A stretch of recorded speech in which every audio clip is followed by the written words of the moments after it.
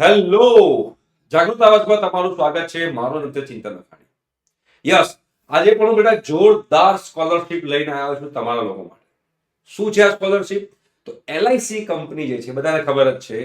આ LIC company scholarship આપી રહી છે. તમે ડિપ્લોમા કરી રહ્યા હો, તમે ડિગ્રી કરી રહ્યા હો, તમે એમબીબીએસ કરી રહ્યા હો, તમે કોઈ પણ વોકેશનલ કોર્સ કરી રહ્યા હો, કે તમે લોકો બીસીએ, બીકોમ, બીબીએ એની ગ્રેજ્યુએશન કરી રહ્યા હો, તમામે તમામ વિદ્યાર્થીઓને આ સ્કોલરશિપમાં એપ્લાય કરી શકાય છે.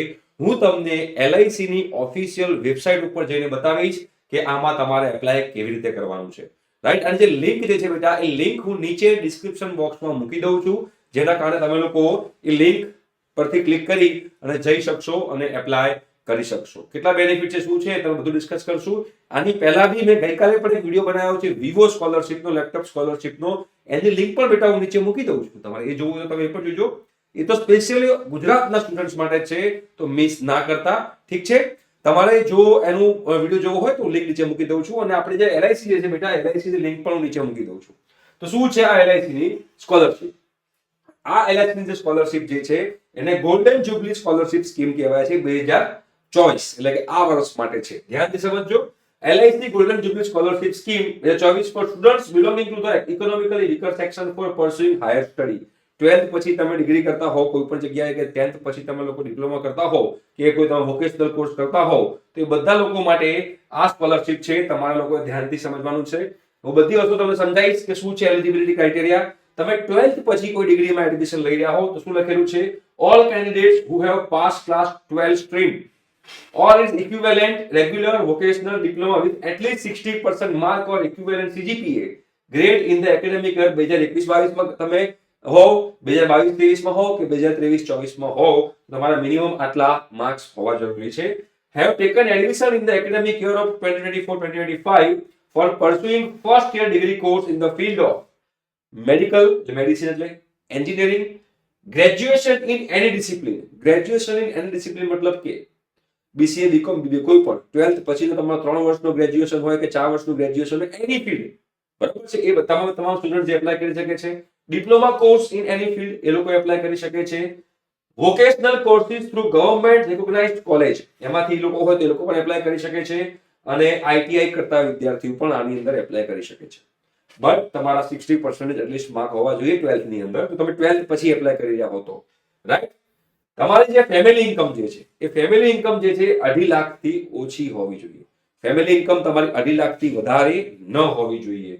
આફ્ટર 10th ની વાત કરતા હોઈએ તો આફ્ટર 10th માં પણ સેમ જ છે. 60% એમાં ડિપ્લોમામાં લીધું એડમિશન આફ્ટર 10th, તો 10th માં તમારા 60% હોવા જોઈએ, યા તો એને ઇક્વિવેલન્ટ ગ્રેડ હોવા જોઈએ, બરોબર છે. અને ફેમિલી ઇન્કમ જે છે એ 2.5 લાખથી ઓછી હોવી જોઈએ, રાઈટ. તો આ તમને ખબર હોવી જરૂરી છે. અને આ જે સ્કોલરશિપ છે બેટા, આ સ્કોલરશિપ એવરી યર મળશે.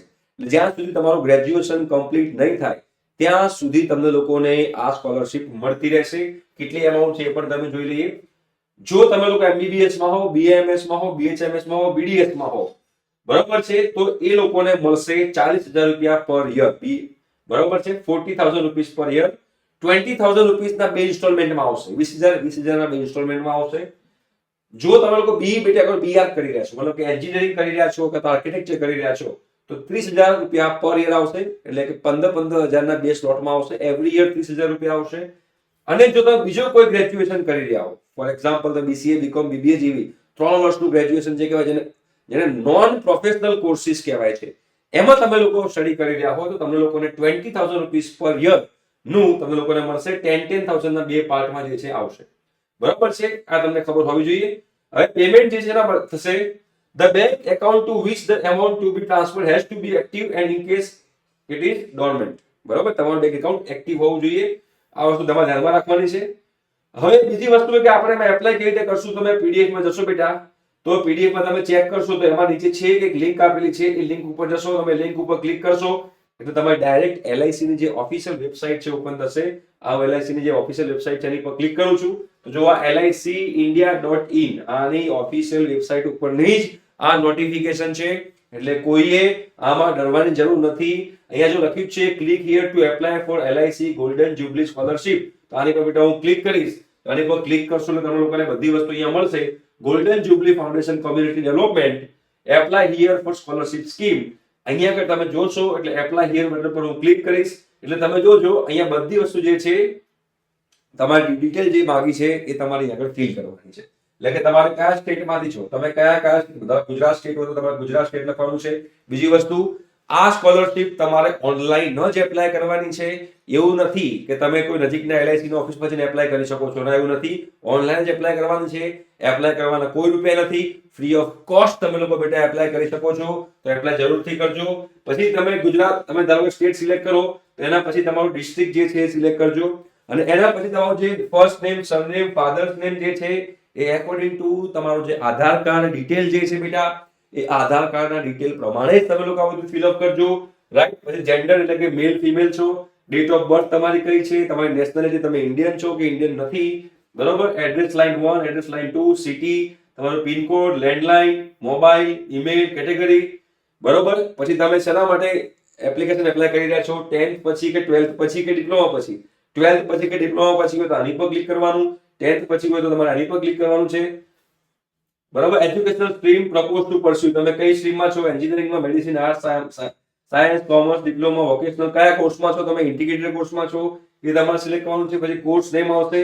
તમે જ્યારે અહીંયા સિલેક્ટ કરશો બેટા પછી તમારો કોર્સ નેમ અહીંયા આગળ લખવાનો આવશે, સિલેક્ટ કરવાનો આવશે. કોર્સનો ડ્યુરેશન, કોર્સ તમે ચેક કરશો તો 1 યરનો કોર્સ છે, 2 યરનો કોર્સ છે, 3 યરનો છે કે 4 યરનો છે એ સિલેક્ટ કરવાનો આવશે. તમારી ફેમિલી ઇન્કમ કેટલી છે યરલી, જેની ફેમિલી ઇન્કમ 2.5 લાખથી ઓછી હશે એ લોકોને જ આ સ્કોલરશિપ મળશે. એટલે તમે ધ્યાન રાખજો કે તમારી ફેમિલી ઇન્કમ 2.5 લાખથી ઓછી હોય અને એનું પ્રૂફ પણ તમારી પાસે હોય, બરોબર છે. પછી તમે 10th ની ડિટેલ માંગે છે, કઈ યુનિવર્સિટીમાં તમે 10th કર્યું છે, કયા યરમાં તમે 10th પાસ કર્યું છે, કેટલા પર્સન્ટેજ છે, એની માર્કશીટ, તમારી 10th ની માર્કશીટ જે તમારી અપલોડ કરવાની આવશે. એના પછી યર ઓફ એડમિશન તમારું કયું થયું છે, કયા યરમાં એડમિશન થયું છે, અપલોડ પ્રૂફ ઓફ એડમિશન.